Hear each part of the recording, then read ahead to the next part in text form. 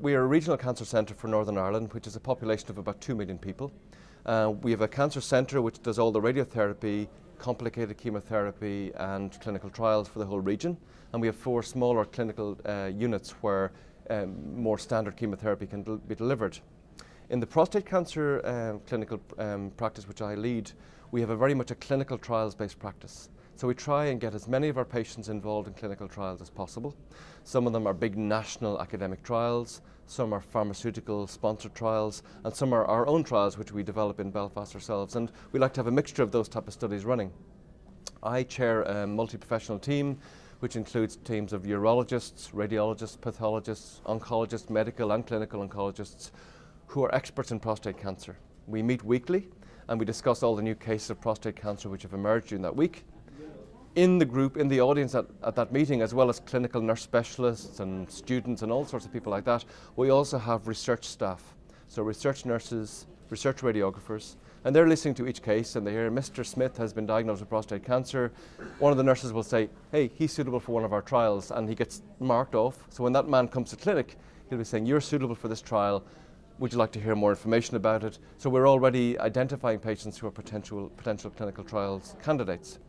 But what really works very well is this multi-professional working. So because our pathologists have particular prostate cancer expertise, because our radiologists have particularly MRI expertise, we know that each patient, even before they actually meet any of us, is getting a very, very detailed multi-professional assessment of their case. And hopefully the decision that's made at the end of that is the absolute optimum it can be.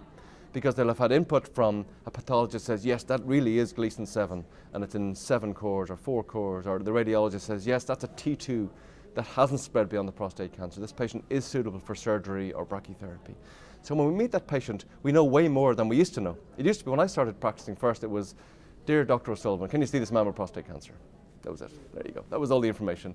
Now we're getting huge amounts of information. The patient's case has been thoroughly examined before we even meet them. So I think that's a really high standard. And what I really like about the way we work in Belfast is that patient has also been assessed as potentially a clinical trial candidate. Now, the type of research that I'm particularly interested in the castration-resistant space is using bone-seeking radionuclides. And I've been involved in a number of studies over the years. We've been involved in the phase 2 and phase 3 radium-223 studies. And we have a number of other studies on the horizon in that same space. The one I'm most excited about is called ADRAD, and this is a combination of radium-223 with hormone therapy and external beam radiation in men with new diagnosis metastatic prostate cancer.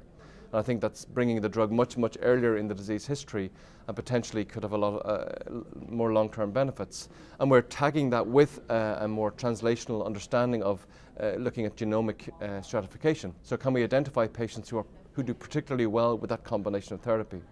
And perhaps can we identify gaps, or can we identify mutations in those patients that say, for example, perhaps this patient should have enzalutamide added in, or a PARP inhibitor, or HDAC inhibitor, or even immunotherapy. So I suppose as well as the actual clinical trial, which is testing the feasibility of the combination, we're also trying to make parallel discovery from the patient's tissue, both before, during, and after the treatment, to try and to better understand the response to therapy.